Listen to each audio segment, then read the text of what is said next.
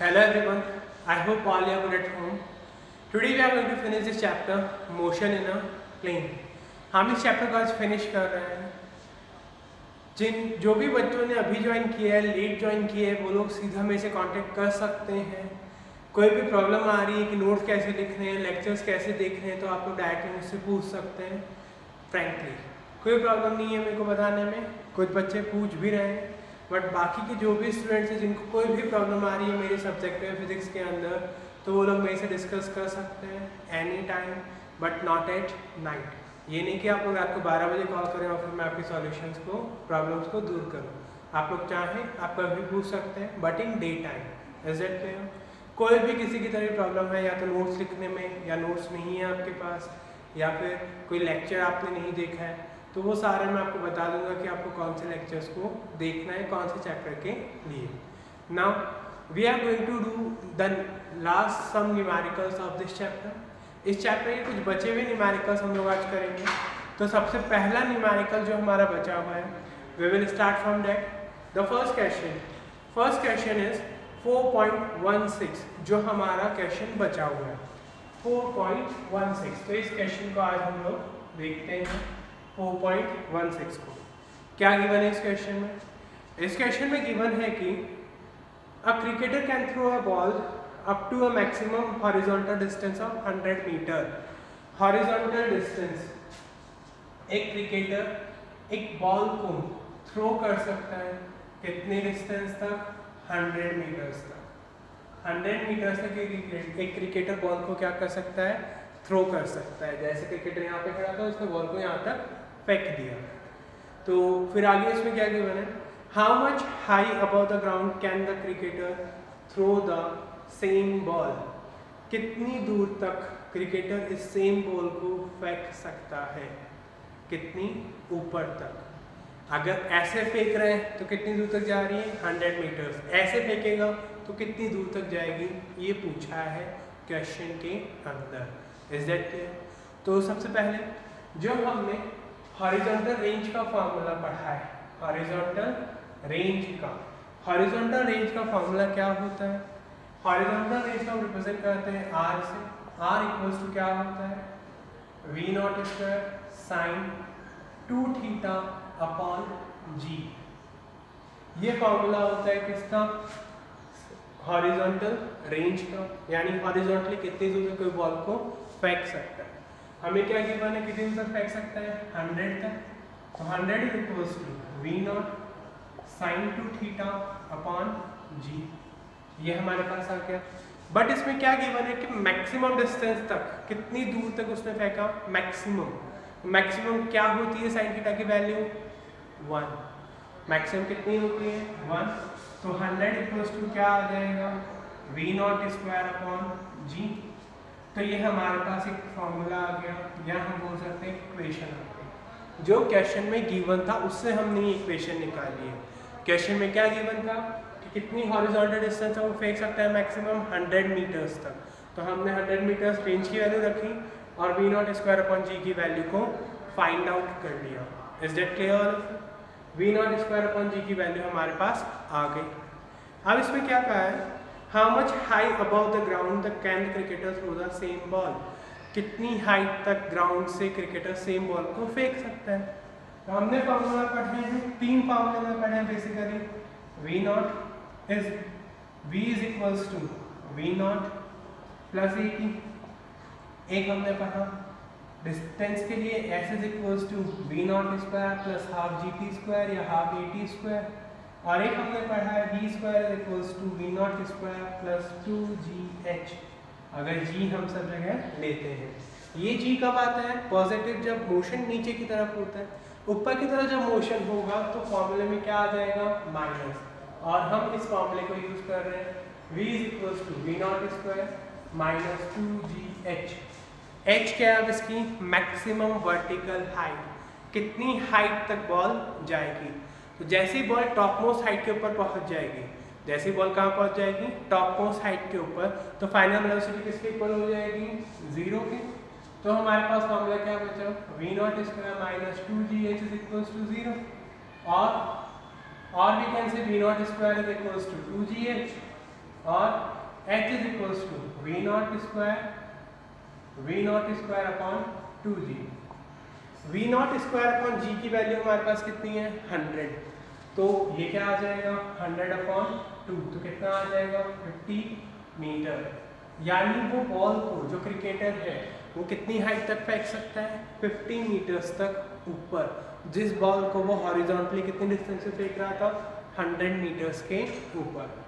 Next question देखते हैं। Question number है हमारे पास 4.15, ये भी रह गया था। The ceiling of a long hole is 25 metres. Ceiling of a long hole, ceiling का मतलब होता है छत। छत की जो हाइट है वो कितनी है 25 मीटर। कितनी हाइट है 25 मीटर्स। एच गिवन है हमारे पास क्वेश्चन में कितना है 25 मीटर। फिर what is the maximum horizontal distance that a ball can be thrown with a speed of 40 metre पर सेकेंड।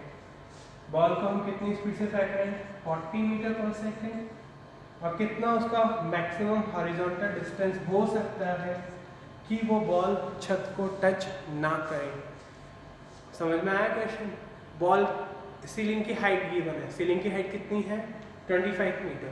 हम एक बॉल को इस तरह से फेंक रहे हैं, वो बॉल सीलिंग को टच नहीं करनी चाहिए, तो वो कितना मैक्सिमम हॉरिजॉन्टल डिस्टेंस कवर करेगी, ये हमसे क्वेश्चन में पूछा है। Is that clear? तो इस क्वेश्चन को हम देखते हैं। तो सबसे पहले हमें क्या गिवन है इस क्वेश्चन में, हमें हाइट गिवन है। क्या गिवन है हाइट, हॉरिजॉन्टल रेंज, दोनों चीजें, हॉरिजॉन्टल रेंज पूछी और हाइट हमें गिवन है, प्रोजेक्टाइल मोशन है। तो प्रोजेक्टाइल मोशन में हॉरिजॉन्टल रेंज का फॉर्मूला ये था v not square sine two theta upon g. तो हमें ये फॉर्मूला अप्लाई करना है। क्या अप्लाई करना है ये फॉर्मूला रेंज फाइंड करने के लिए। बट हाइट का फॉर्मूला क्या होता है, हाइट हॉरिजॉन्टल प्रोजेक्टाइल मोशन में हाइट इक्वल्स टू क्या होता है v not square sine square theta upon 2g। ये किसका फॉर्मूला होता है हाइट का। तो हाइट हमें कितनी गिवन है 25, वी नॉट कितना है 40, तो 40 इंटू 40 का square sine square theta upon 2g। g acceleration due to gravity, क्या वैल्यू होती है इसकी 9.8। तो इसको सॉल्व करते हैं तो क्या आएगा देखिए 25 is equals to 1600 sine square theta upon इन दोनों का प्रोडक्ट, तो 9 2 8 2 16, 9 2 18 और 1 19, तो 19.6। तो साइन स्क्वायर थीटा कितना आ जाएगा, sine square theta will be equals to 25 into 19.6 upon 1600। यहाँ से पॉइंट हटाएंगे तो एक जीरो और आ जाएगा। Is that clear? ये हमारे पास आ गया साइन स्क्वायर थीटा। जब इसको हम सॉल्व करेंगे तो ये अराउंड आएगा हमारे पास 0.0306। फिर इसको सॉल्व करेंगे तो साइन थीटा हमारे पास आएगा अराउंड 0.5536। ये सब कैलकुलेटर में सॉल्व करना पड़ेगा आपको। अगर कैलकुलेटर नहीं अलाउड होगा एग्जाम में तो आपके पास इनकी वैल्यूज गिवन होगी क्वेश्चन के अंदर। अगर ऐसा कोई क्वेश्चन आएगा जिन एंगल्स की वैल्यू हमें पता नहीं होती। ये थीटा आ गया, तो थीटा इस टाइम पे कितना होता है 33.6 डिग्री। तो हमारे पास थीटा की वैल्यू हो गई। ये कैलकुलेटर में चेक किया हुआ, आपको इसको सॉल्व करने की जरूरत नहीं है। फिर 2 थीटा, तो 2 थीटा कितना हो जाएगा इसका डबल, 33 का डबल 66, तो 67.2 डिग्री। ये 2 थीटा क्यों निकाला हमने, क्योंकि हमें यहाँ पे वैल्यू पुट करनी है हॉरिजॉन्टल रेंज को फाइंड करने के लिए। तो r equals to v not square upon g into this, तो v not square that is 40 square upon g that is 9.8 और साइन 67.2 डिग्री। इसको आपको कैलकुलेटर के अंदर मोबाइल के अंदर सॉल्व करके इसका आंसर निकालना है। आर की वैल्यू आपको इसको फाइंड करनी है। Is that clear all of you?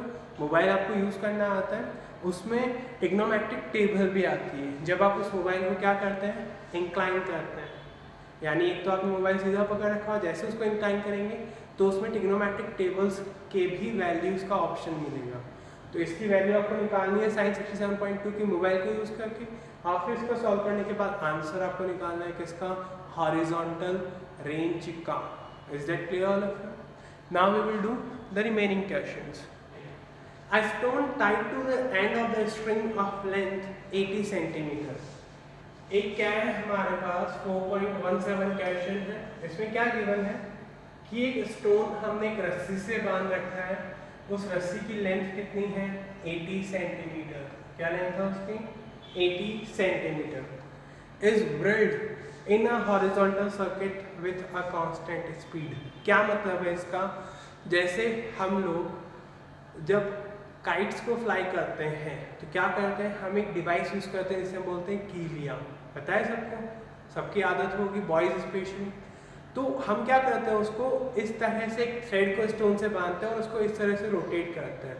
इस तरह से क्या कर रहे हैं, उसको रोटेट, यानी हमने रस्सी को यहाँ से पकड़ रखा और इसको गोल गोल घुमा रहे हैं। ये क्वेश्चन में गिवन है। उस रस्सी की लेंथ कितनी है 80 सेंटीमीटर और ये क्या बना हुआ है, उससे स्टोन बना हुआ है। फिर if the stone makes 14 revolutions in 25 second. जो स्टोन है वो कितने रिवोल्यूशंस कर रहे हैं 40 रिवोल्यूशंस। 14 revolution in 25 second. वो 14 बार घूम रहा है 25 सेकेंड के अंदर। What is the magnitude and direction of acceleration of the stone? तो मैग्नीट्यूड एक्सेलरेशन का क्या होगा और कौन सी डायरेक्शन में होगा। तो देखिए यहाँ पर 14 रिवोल्यूशंस इज 25 सेकेंड। एक टर्म होता है जिसे हम बोलते हैं एफ इक्वल्स टू होता है फ्रीक्वेंसी। एफ क्या होता है फ्रीक्वेंसी। फ्रीक्वेंसी क्या होता है, frequency is the number of revolutions पर सेकेंड। नंबर ऑफ रिवोल्यूशंस पर सेकेंड। यहाँ पे कितने रिवोल्यूशंस हो रहे हैं, यहाँ पे जो रिवोल्यूशंस है वो कितने हैं 14, कितने सेकंड में 25 में। तो 14/25 रिवोल्यूशंस पर सेकंड आ गया। फ्रीक्वेंसी की यूनिट क्या होती है Hz, हर्ट्ज इसे बोलते हैं। क्या बोलते हैं इसे, hertz. What is the magnitude and direction of the acceleration of the stone. अब देखिए हम इस स्टोन को इस तरह घुमा रहे हैं तो यहाँ से तो ये फिक्स हो गई। तो क्या जो इसकी लेंथ है, लेंथ कितनी गिवन हमें 80 सेंटीमीटर, ये किसके इक्वल होगी, इसके रेडियस के भी। और रेडियस कितनी हो जाएगी फिर 0.8 मीटर। Is that clear. जैसे ये पेन है, इसको मैंने यहाँ से होल्ड कर रखा है और इसकी टिप के ऊपर मैंने स्टोन को बांध रखा है। तो जब मैं इसको इस तरह से घुमाऊंगा तो ये इस तरह से रोटेट होगी। तो ये पेन की लेंथ है, ये क्या होगी उस सर्कल की रेडियस होगी। तो रेडियस कितनी है इसमें 0.8 सेंटीमीटर। क्लियर है सबको। तो रेडियस हमें गिवन है, फ्रीक्वेंसी हमें गिवन है, हमसे पूछा क्या है एक्सेलरेशन। और जब कोई भी चीज़ सर्कल के अराउंड घूमती है तो एक्सेलरेशन कौन सा होता है, एंगुलर एक्सेलरेशन या फिर सेंट्रीपिटल एक्सेलरेशन। इसका फॉर्मूला क्या होता है सेंट्रीपिटल एक्सेलरेशन। सेंट्रीपिटल एक्सेलरेशन का फॉर्मूला कल हमने डिस्कस किया था भाई पिछली क्लास में भी। क्या फॉर्मूला आया था इसका, याद है, omega square into r. Omega क्या था एंगुलर वेलोसिटी। ओमेगा क्या था एंगुलर वेलोसिटी। तो ओमेगा एंगुलर वेलोसिटी, इसका फॉर्मूला होता है 2πf। तो 2πf का whole square into are.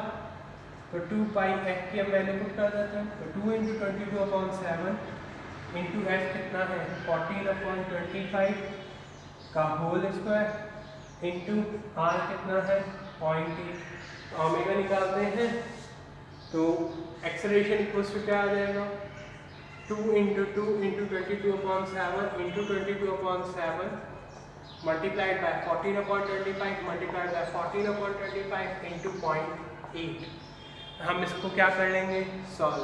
7 1 2 1 2 point हटा 10 आ गया। इसको जब सॉल्व करेंगे तो हमारे पास एंगुलर सेंट्रीपिटल एक्सेलरेशन आ जाएगा। यूनिट क्या होगी इसकी मीटर पर सेकंड। क्या यूनिट होगी इसकी मीटर पर second. Next question, question number 4.18। कौन सा क्वेश्चन है 4.18। इसमें क्या कहा है एन एयरक्राफ्ट, एक एयरक्राफ्ट है। An aircraft executes a horizontal loop of 1 kilometre. Aircraft क्या कर रहा है एक हॉरिजॉन्टल लूप को एग्जीक्यूट कर रहा है, हॉरिजॉन्टल लूप को। यानी कि एयरक्राफ्ट इस तरह से घूम रहा है। यानी अगर ये सरफेस है हमारे अर्थ का तो एयरक्राफ्ट इसके ऊपर इस तरह से हॉरिजॉन्टल लूप बना रहा है। और इस लूप की रेडियस कितनी है 100 मीटर, 1 किलोमीटर है तो 1000 मीटर, ये हमें गिवन है इसमें। तो ये इस तरह से घूम रहा है, इसके ऊपर इस तरह से क्या कर रहा है, ये रोटेट कर रहा है ऐसे। फिर विथ है steady speed of 900 kilometre per hour, अब कितनी स्पीड से घूम रहा है वो, 900 किलोमीटर पर आवर की स्पीड से। क्या पूछा है हमसे, compare its centripetal acceleration with the acceleration due to gravity. इसका जो सेंट्रीपिटल एक्सेलरेशन है उसको हमें कंपेयर करना है किसके साथ, एक्सेलरेशन ड्यू टू ग्रेविटी के साथ। तो क्या फॉर्मूला, v इक्वल्स टू हमारे पास ये आ गया, इसको मीटर पर सेकंड में कन्वर्ट करते हैं, 900/5.18 5, तो वेलोसिटी कितनी आ गई, 250 मीटर पर सेकंड, ये वेलोसिटी आ गई हमारे पास। और रेडियस कितनी है, 1000 मीटर। तो एक्सेलरेशन और एंगुलर वेलोसिटी में हमने ये फॉर्मूला देखा अभी, और एक्सेलरेशन और वेलोसिटी में क्या फॉर्मूला होता है, AC is equals to v²/r। AC equals to क्या होता है, v²/r। तो इसमें इस फॉर्मूले में वैल्यू पुट करते हैं, तो हमारे पास किसकी वैल्यू आ जाएगी, AC की। तो ये कितना आएगा, AC will be equals to 250 × 250/r, कितना है 1000, 2 0 तो कैंसिल हो गए, ये 2 ये 5, तो ये कितना आ गया, 5 × 25 125/2, तो ये कितना आ जाएगा 682.5 मीटर पर सेकेंड स्क्वायर। ये क्या आ गया हमारे पास, सेंट्रीपिटल एक्सेलरेशन। जैसे सेंट्रीपिटल एक्सेलरेशन आएगा हमें इसको क्या करना है, कंपेयर करना है। हमें क्या करना है, इसको कंपेयर किसके साथ, एक्सेलरेशन ड्यू टू ग्रेविटी के साथ। जी की वैल्यू कितनी होती है, जी इक्वल्स टू होता है 9.8 मीटर पर सेकेंड स्क्वायर। इन दोनों को कंपेयर करना है तो हम AC/G की वैल्यू निकाल लेते हैं, जो भी वैल्यू आएगी वो इसका क्या हो जाएगा, कंपैरिजन हो जाएगा, वो इसका क्या हो जाएगा, कंपैरिजन। Is that clear. तो 2 क्वेश्चंस अभी हमने देखे, एक क्या था, ये क्वेश्चन 4.17, इसमें क्या था, इसमें एक चीज़ और पूछी थी, क्या, what is the magnitude and direction of acceleration of the stone. तो मैग्नीट्यूड तो हमने निकाल लिया, जो यहाँ पे आंसर आएगा वो हमारा मैग्नीट्यूड होगा, बट डायरेक्शन क्या होता है इन केसेस में, हमेशा टूवर्ड्स द सेंटर। जो सेंट्रीपिटल एक्सेलरेशन होता है उसकी डायरेक्शन हमेशा किधर होती है, सेंटर की तरफ होती है। इसमें हमें इन दोनों को डिवाइड करना है, तो ये क्वेश्चन आप लोग को खुद को पूरे करने हैं। Is it clear. Now we will move to next question. अब हम नेक्स्ट क्वेश्चन देखते हैं चैप्टर का। नेक्स्ट अभी हमने देखा था एयरक्राफ्ट वाला, क्या क्वेश्चन था, वो इस तरह से सर्कल में घूम रहा था। अब नेक्स्ट क्वेश्चन है इसका 4.19, क्वेश्चन नंबर 4.19। क्या पूछा है इसमें, read e statement below carefully and state with reasons if it is true और फॉल्स। वो ट्रू है या फॉल्स है, ये हमें रीजंस के साथ बताना है। तो पहला स्टेटमेंट इसमें क्या गिवन है, the net acceleration of a particle in circular motion is always along the radius of the circle towards the centre. अगर कोई पार्टिकल सर्कुलर मोशन कर रहा है तो उसका जो नेट एक्सेलरेशन है वो हमेशा सेंटर की तरफ होगा, ऐसा ज़रूरी नहीं है। ये सिर्फ कब होता है, जब वो एक्सेलरेशन कौन सा होता है, सेंट्रीपिटल एक्सेलरेशन। और सेंट्रीपिटल एक्सेलरेशन कब आता है, तब जब वेलोसिटी क्या होती है, यूनिफॉर्म होती है। यानी एक्सेलरेशन डायरेक्शन हमेशा इस तरफ हो, ये ज़रूरी नहीं है। तो पहला स्टेटमेंट क्या हो गया, फॉल्स हो गया। दूसरा स्टेटमेंट क्या गिवन है, the velocity vector of a particle at the point is always the tangent to the part of the particle of that point। अगर हम यहाँ पे वेलोसिटी वेक्टर निकालते हैं, टेंजेंट क्या होता है, 10th में हमने पढ़ा था, a line which shows the direction। जो लाइन एक डायरेक्शन को शो करती है वो क्या होती है, टेंजेंट। तो ये हमेशा किधर होती है, ये हमेशा किसकी डायरेक्शन को बताती है, वेलोसिटी की डायरेक्शन को। तो ये स्टेटमेंट क्या है, ट्रू। और सी में क्या पूछा है, the acceleration vector of a particle in uniform circular motion average over one cycle is a null vector। यानी आपने यहाँ से स्टार्ट किया और वापस यहीं पे आ गए, आपने इस पॉइंट से स्टार्ट किया और घूम फिर के वापस इसी पॉइंट पे आ गए। तो जब इनिशियल पॉइंट और फाइनल पॉइंट सेम हो जाएगा तो वेलोसिटी क्या हो जाएगी 0, क्योंकि डिस्प्लेसमेंट क्या हो गया 0 हो गया। और अगर डिस्प्लेसमेंट वेलोसिटी 0 है तो सीधी सी बात है एक्सेलरेशन भी क्या होगा 0 होगा। क्यों 0 होगा? क्योंकि वो सेम पॉइंट के ऊपर आ गया, क्योंकि जो इनिशियल और फाइनल पॉइंट क्या है वो सेम है। तो इस पॉइंट पे आने के बाद एक्सेलरेशन क्या हो जाएगा 0, तो एक्सेलरेशन 0 हो गया। और 0 वाले का हम और क्या बोलते हैं नल वेक्टर। इसका मतलब क्या है, ये स्टेटमेंट क्या है ट्रू है, यानी कि ए स्टेटमेंट फॉल्स हो गया, सेकंड ट्रू और थर्ड भी ट्रू।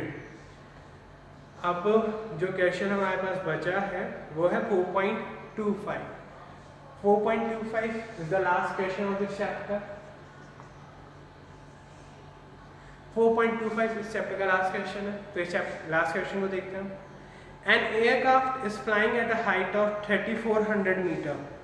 एक एयरक्राफ्ट फ्लाई कर रहा है कितनी हाइट के ऊपर 3400 मीटर अबव द ग्राउंड। तो हमने क्या मान लिया कि एक एयरक्राफ्ट यहाँ पे है कितनी हाइट के ऊपर है 3400 मीटर पे, is flying from here above the ground. यहाँ पे एयरक्राफ्ट फ्लाई कर रहा है, इस तरह से एयरक्राफ्ट जा रहा है, सरफेस ही हमारा क्या है सरफेस। फिर क्या हुआ इसमें, if the angle subtended at a ground observation point by the aircraft positions 10 seconds apart is 30 degree.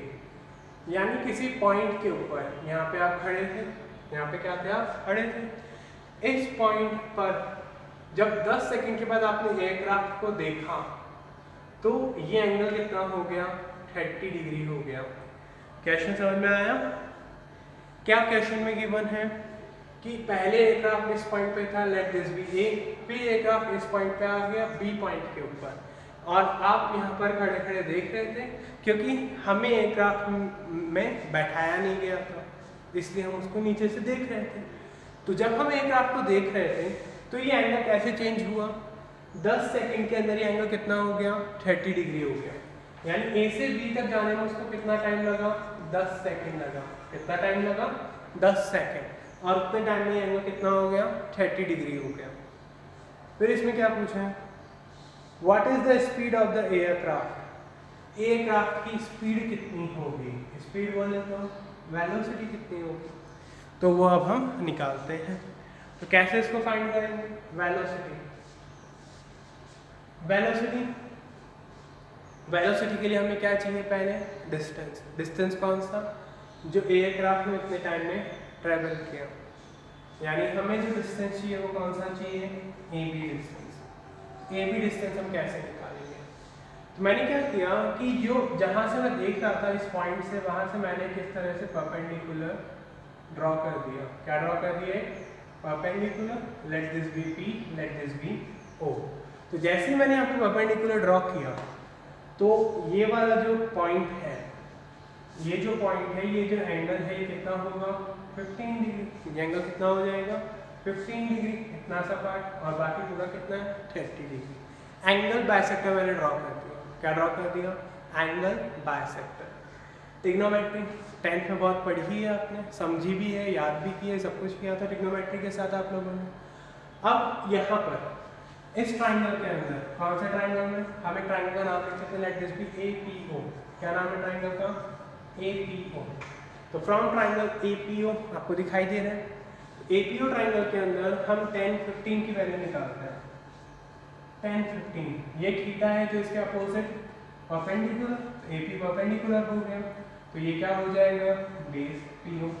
AP equals to क्या आ जाएगा पीओ इंटू 10, 15। पीओ ये हाइट है किसकी, एयरक्राफ्ट की, कहाँ से, ग्राउंड से। कितनी है 3400, तो 3400 10, 15। 10, 15 की वैल्यू हमें नहीं पता, तो same thing use mobile, otherwise value will be given in the exam. या तो मोबाइल यूज कीजिए या फिर वैल्यू एग्जाम में हमारे पास गिवन होगी। तो 3400 10, 15 ये आ गया हमारे पास। 80 की वैल्यू आ गई 3400 10, 15। तो 80 हमारे पास ये डिस्टेंस है। ऐसे अगर हम पीबी निकालते हैं, कौन से ट्राइंगल से, पीबीओ से, फ्रॉम ट्राइंगल पीबीओ, तो पीबीबी किसके इक्वल आएगा, ओपी इंटू 10, 15। तो ये पी भी कितना आ जाएगा, वो भी कितना है 3400, 10 15, तो पी भी आ गया हमारे पास, ए पी आ गया। तो क्या हम ए बी फाइंड कर सकते हैं? बिल्कुल फाइंड कर सकते हैं। ए बी किसके इक्वल है? A B is equals to A P plus P B, A P plus P B, तो इज इक्वल्स टू 3400, 10 15 प्लस 3400, 10 15, तो ये कितना हो गया 6800, 10 15। 10 15 की वैल्यू मोबाइल में हमारे पास आ गई, कैलकुलेटर में हमने निकाली, तो ये वैल्यूज आ गई। अब क्या करेंगे? डिस्टेंस आ गया हमारे पास, क्या आ गया? डिस्टेंस। तो स्पीड या वेलोसिटी क्या होती है? Distance upon time. तो हमारे पास यहाँ v इक्वल्स टू क्या आ जाएगा?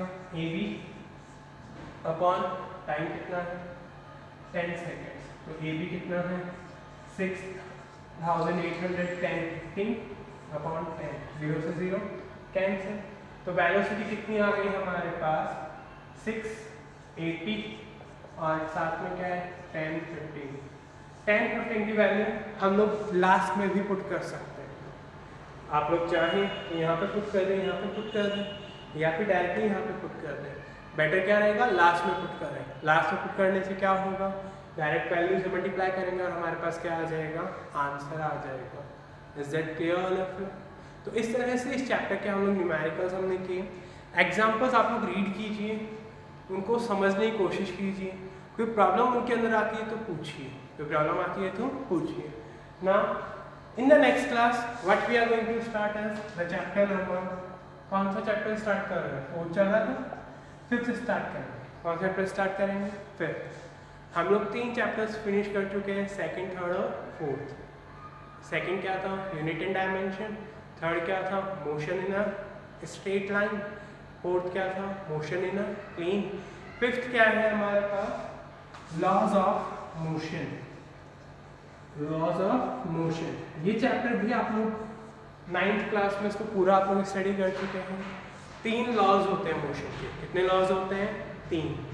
First law, second law and third law. First law क्या था? शॉर्ट में देख लेते हैं। फर्स्ट लॉ के अकॉर्डिंग अगर कोई ऑब्जेक्ट रेस्ट में रहता है या मोशन में रहता है, रेस्ट में रहता है या मोशन में रहता है, तो उसकी पोजीशन चेंज नहीं होती जब तक आप उसके ऊपर फोर्स अप्लाई नहीं करते। सेकंड लॉ के अकॉर्डिंग जो rate of change of momentum होता है, मोमेंटम क्या होता है? मास इनटू वेलोसिटी, वो प्रोपोर्शनल होता है किसके? फोर्स के। और थर्ड लॉ बहुत सिंपल सा था, action and reaction. Every action has equal and opposite reaction. जैसे आप चल रहे हैं तो आपका मोशन आगे की तरफ हो रहा है, बट फोर्स किधर लग रहा है? पीछे की तरफ। तो ये सब चीज़ें हम लोग पढ़ेंगे नेक्स्ट चैप्टर के अंदर, that is laws of motion. Is that clear all of you? Is that clear all of you? Now, thank you all of you. Have a nice day.